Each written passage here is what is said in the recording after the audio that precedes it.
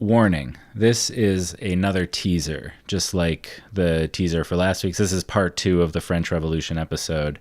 Some great stuff in the teaser, though, so keep listening. But it's not a full episode. It's just a teaser, but it is good. It's like 1/7 of the full episode? Yeah. Yeah.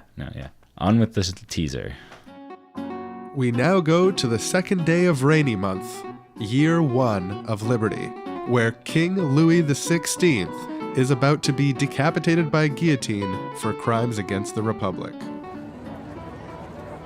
Oh, I can't wait. This is a big name decapitation. Look at the crowds here today. It's just packed. Oh, wow. Yeah. Never seen anything like that. Yeah, just to think, like, just a couple short years ago, King Louis XVI was our sort of like divinely chosen monarch. It was permanent and immutable that he would be leader of us forever, and now we're about to kill him in cold blood for crimes against the Republic. I just think about all the family members I lost to the crimes he committed in cold blood, and gotta say, I'm liking this change. Oh yeah, no, I'm not a royalist. Yeah, no. Are you a royalist? Definitely not. No, me neither. Thank you all for gathering here today to watch the decapitation of deposed King Louis XVI, who is now known as Regular Louis XVI, because he's not king anymore. Regular Louis, you are found guilty of the following crimes. You conspired against the Republic with foreign powers. You attempted to escape the benevolent and caring gaze of your subjects. You failed in your duties as king over the long term, and were still very hungry. You didn't get Mary Antoinette pregnant for a long time, and we all wanted you to do it. We kept on being like, seriously, how come he hasn't gotten her pregnant yet? This is wild. What kind of king is this? We would say it all the time. It was the main thing we talked about. You were also found guilty of pooping your pants in the carriage back to Paris. I know Charles told you he wouldn't tell anybody, but he told all of us right away, and we've known the whole time. Any last words? I die innocent of all the crimes imputed to me. I pardon the authors of my death and pray God that the blood you are about to shed will never fall upon France. All right, into the murdering machine. You want to pull the thingy, or can I? Oh, you do it. You do it. I already. Hang there, suspense. Maybe we should let him off the hook. Nah, just kidding. Yeah. Wow, look at all that blood. Oh yeah, that's the most gushing blood I think I've ever seen. And the twitching body, disturbing stuff. Yeah, I gotta say, as much as I'm not a royalist, I am definitely sick to my stomach at the sight of human decapitation. Yeah, I mean, I think the regicide here is in a sense righteous, for sure. And like, I'm not a royalist, but still, mildly traumatized from watching a vulgar display of public violence. Yeah, I mean, no human being could watch something like this and not be at least a little traumatized. But, we're starting the new republic, baby. Let's get going. This is a blip for all of us. Yeah, there's only one king. Yeah, exactly. Sort of boom, one and done. Oh, look, they're putting his head on a stick. Yeah, do you want to go join the marching, kind of walking around in circles? Well, how often do you get the chance to be part of a macabre parade of the death of your royalty? Yeah, I mean, if we're to pass us up. If we're going to get traumatized, we might as well go full hog and in for a penny of weird trauma, in for a pound of weird trauma. All right, yeah. Yeah. Woo. Something tells me everything's going to be all right. Today's episode of Seriously Wrong is brought to you by saying citizen instead of saying sir or madam. When you say sir or madam, or if you use vous instead of tu to mean you in French, those are all things that kind of imply someone is above you or better than you. And that's out with the old. That's feudalism. That's monarchy. We don't say sir, madam, vous. We address our fellow citizens on equal terms as citizen. So we'd say, how are you doing today, citizen? We wouldn't say, how are you doing today, sir? Because that might betray some royalist sympathies. And you don't want to betray those because, well, the people have tasted blood, and you know what happens then. Calling people citizen instead of sir or madam. A real thing that they really did. When I first started sort of like diving into the French Revolution, one of the things that really blew my mind to conceptualize is that the French Revolution was really like the origin of the metric system, which is the unit of weights and measures that is the official weights and measures of Canada, where I live. Yeah, yeah. When I think about French Revolution, I think like guillotines, standing up to the king. End of feudalism. Yeah, I don't think about a committee of scientists creating a more rational system of weight and measures. But that is part of it. Yeah, it's like 1790. They're like, let's sit down, let's figure this out. It's the Enlightenment. No more of these dumb measures. Let's decimalize it. Let's make it rational. Let's base it on the circumference of the earth. Yeah, so the idea of having measurements based on the circumference of the earth was first proposed in like the 1600s by a French Catholic scientist. But it wasn't until during the French Revolution that the National Assembly of France requested the French Academy of Sciences to deduce an invariable standard for all the measures and all the weights based on that. So like structurally, the metric system works on like taking a fractional piece of the Earth's circumference. People in the French Revolutionary context were doing these original measurements of the Earth. Right. And then from that, they decimalize it, and then for weights, and like, for example, a liter is the same as a cubic decameter, which is like 10 centimeters by 10 centimeters by 10 centimeters. The amount of water you can fit in that space is what a liter is under the metric system. Yeah, so they're even like, they aren't just all multiplicable by 10 within themselves. They're convertible between each other. So yeah, this process was started before they killed the king, but happened in the context of the movement towards killing the king. Yeah, yeah. And like, so this was proposed when they were in the sort of like the constitutional monarchy period of the unfolding of various like revolutionary steps forward. But again, the thing that really blew my mind was that they didn't stop there. They were bold. They were like, we are building a new rational society that's not like the old fallen ancient regime society that has all these idiotic measurements based on the length of a king's foot. We're going to get really, really rationalize this.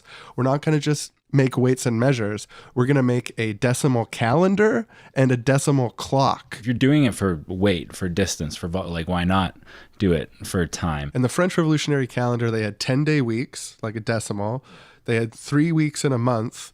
And I know what you're thinking. Hey, if you had 3 weeks in a month, that wouldn't perfectly line up to the 365 days of the year. It would be out of sync with the Earth's rotation it's around the sun. 360. And that is true. And the way that they dealt with that is, in addition to the 12 months of 30 days each, they also had a special 5-day period that was not part of any month, which was called the Culotte Tides, which was a celebration of the revolutionary working class in France that happened sort of between years, or like between. Yeah, I love the idea of a 5-day festival between years, just this like time out of calendar.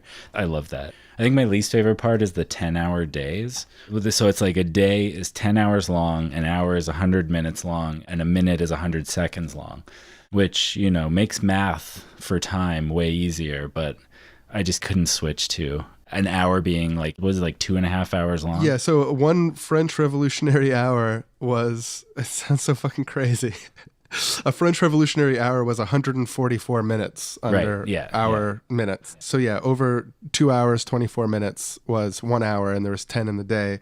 And one French Revolutionary minute was 88.4 normal seconds that we're used to. Yeah, that one's fine. It's close enough. And a French Revolutionary second was 0.864 normal seconds.